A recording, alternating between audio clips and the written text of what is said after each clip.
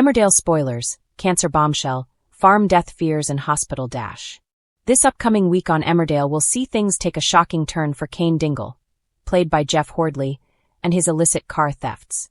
Although he operates the local garages, over the years, the mechanic has blurred the lines between legitimate repairs and illegal car handling, and things could come to blows in the coming episodes. Here are some spoilers for your favorite ITV soap opera. Kane forms an unlikely alliance.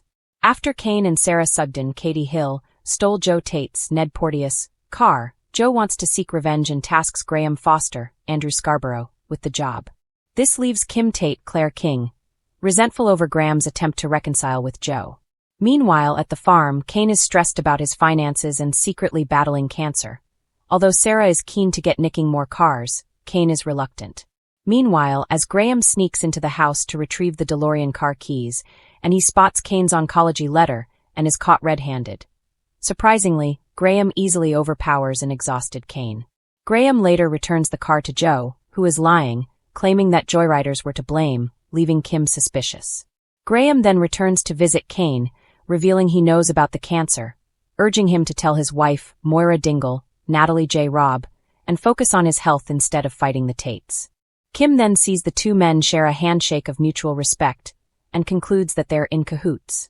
The next day, Kim convinces Joe to test Graham's loyalty to the mechanic by suggesting that he sabotage Kane's farm machinery. But will Graham do it? When Sarah works out that Kane is planning one last car theft, he forbids her from joining him. But can Kane stop his granddaughter from being a true Dingle? Elsewhere in the Dales, there is a farm emergency as the sheep are trapped in a collapsing barn caused by a fallen tree. It's stressful for Kane, who is already fighting a secret health battle with prostate cancer, and as he tries to rally everyone into action, the last person he expects to see approaching is Graham, but soon they celebrate success after saving the flock. Visiting Moira in the prison, Kane's high spirits after the rescue are dampened on seeing that his wife was given a grueling black eye in a prison fight.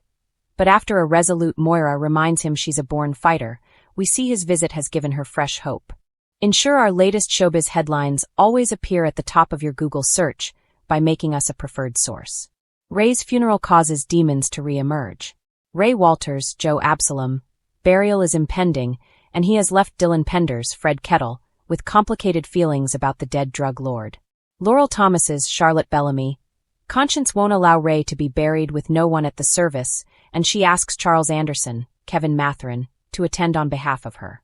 Patty Kirk, Dominic Brunt, Mandy Dingle, Lisa Riley, and Dylan vow to keep Ray's burial a secret from Bear Wold, Joshua Richards, in case it reawakens his trauma. Later, Laurel decides to attend with Charles and Claudette Anderson, Flo Wilson. Seeing Bear across the road, Claudette unwittingly lets the cat out of the bag, and Bear insists on going with them, despite Laurel's protestations. When Patty learns where Bear has been, he unravels, knowing how seeing Ray's body could break Bear, and he rants at Laurel for allowing Bear to attend. When Bear rages in his face, Patty's pained to see his dad's been broken all over again. It's clear Bear's spiraling, and things get worse when Manpreet refuses to prescribe the painkillers he desperately craves. Laurel then finds Bear drinking on his own, and she tries to get him to open up and promises to be there for him.